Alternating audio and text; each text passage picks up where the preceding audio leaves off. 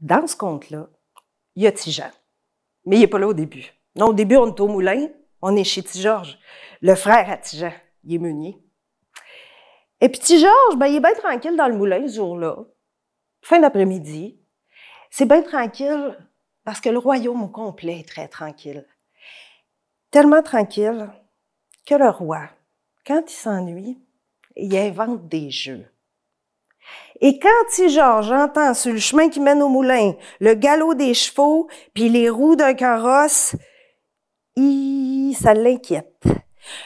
Parce que le seul qui se promène dans un carrosse tiré par un paquet de chevaux puis accompagné par tout autant de chevaux, c'est le roi. Puis le bruit s'en vient par ici. Il se dit, peut-être qu'ils n'arrêteront pas ici, peut-être qu'ils vont passer tout droit, mais il entend tac.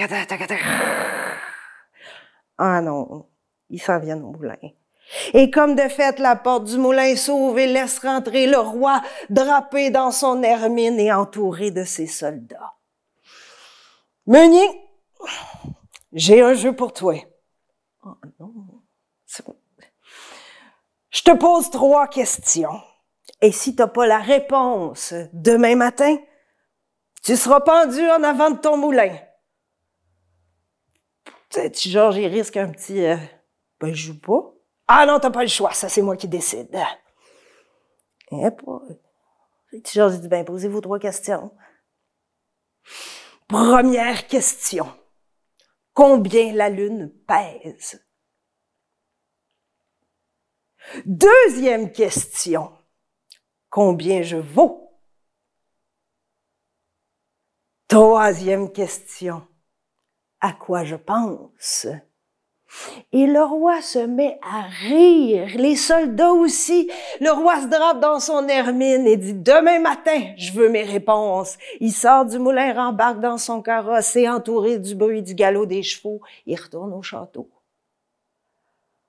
Quand en fin de journée, Ti-Jean il arrive au moulin voir son frère, et Ti-Georges il est débiné pas mal. Ti-Jean dit, qu'est-ce que t'as? Ça va pas? Le roi est passé par ici, puis c'est moi qui fais le prochain jeu. Ah non, il s'ennuie. Ah. C'est quoi le jeu? Il m'a posé 3 questions. Puis si j'ai pas la réponse demain matin, je vais être pendu en avant de mon moulin. Ça s'arrange pas les jeux du roi? Non. C'est quoi la question? Combien la lune pèse? Combien il vaut? Puis à quoi il pense? Je suis pas mieux que mort. Oh, mais Ti-Jean, il pense à ça, puis il dit, t'as peu. OK, j'ai une idée, je vais tout t'arranger ça. OK, prends ma casquette puis ma veste, va-t'en dans ma cabane au bord du bois, puis reviens pas avant demain midi. Prête-moi ton tablier puis ton chapeau de meunier. Moi, t'organiser ça, moi. Va attendre le roi demain matin. Ah non, Ti-Georges n'est pas d'accord. Il dit, hey, si ça se trouve, tu vas être pendu à ma place. Il n'y en est pas question. Fais-toi-en pas avec ça, mon frère. Je sais quoi faire. Ti-Georges n'est pas facile à convaincre, mais Ti-Jean finit par réussir. Son frère met la casquette puis la veste, laisse son chapeau puis son tablier. Ti-Jean referme la porte du moulin, regarde autour de lui. Il met le chapeau puis le tablier sur un crochet à côté de la porte, fait le tour un peu. Il y a des poches de farine dans un coin. Puis il s'installe pour la nuit. Puis il dort parfaitement. Il se réveille à l'aube. Puis il se lève, met le tablier, puis il met le chapeau. Puis il attend. Oh, le roi s'ennuie pour vrai parce que c'est bien de bonne heure le matin qu'on entend le galop des chevaux sur le chemin qui mène au moulin. Ça s'en vient à pleine vitesse. Ti-Jean va lui-même ouvrir la porte. Votre Majesté. Le roi drapé dans son hermine qui rentre au moulin et qui dit « Pis meunier, as-tu mes réponses? » Je pense que oui. Le roi est surpris. Il dit « Posez donc vos questions encore pour voir. » Première question. Combien la lune pèse? Elle n'était pas facile, celle-là, Votre Majesté. C'est une bonne question. Mais nous autres, au moulin, là, on vend la farine à la livre. Puis une livre, ça a 4 quarts. Comme la lune a 4 quarts, Elle pèse une livre.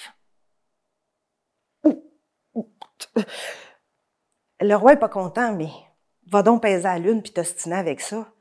Il a pas bien le choix. Il pense se reprendre. Deuxième question. Combien je vaux? Ah, ça, sauf votre respect, votre majesté, 99 cents. Oh, les soldats qui ont déjà la main sur le pommeau de l'épée, puis du Jacques, calmez-vous tout le monde. Vous vous expliquez.